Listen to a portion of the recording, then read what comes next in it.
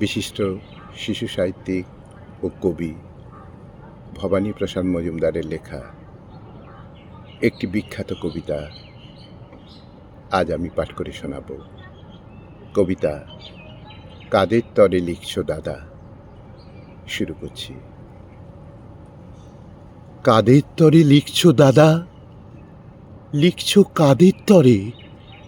বন্যা হতে আধার নামে যাদের কুঁড়ে ঘরে চুষি কাঠি ছেড়েই যারা জুতোর বুরুষ ধরে, তারা কি আর কেউ কখনো বইপত্তর পড়ে? কাদের তরে লিখছ দাদা, লিখছ কাদের তরে? গাইতি শাবল কোদাল কাঁধে ফিরছে যারা ঘরে, বুকের উপর সদাই যাদের বাঘের থাবা নড়ে, তারা কি আর কেউ কোনো দিন বইপত্তর পড়ে? করছি মাথা হেঁট গো দাদা, করছি মাথা হেঁট, তোমার লেখায় ওদের কি আর ভরবে কারো পেট?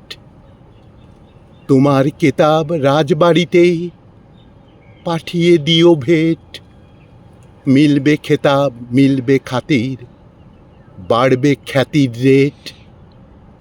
সত্যি ভীষণ জ্বালা দাদা, সত্যি ভীষণ জ্বালা, কথার মালা চাই না ওরা, চাই না কথার মালা। রূপকথার ওই রাজমহলে ঝুলছে ক্ষুধার তালা, ওদের চোখে স্বপ্ন আঁকে পান্তা ভাতের থালা।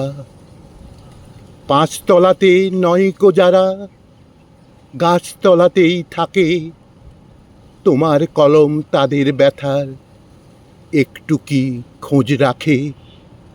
ডুবছে যারা জটিল জীবন চোরাবালির পাঁকে, তাদের চোখের জলে কজন চালচিত্তির আঁকে?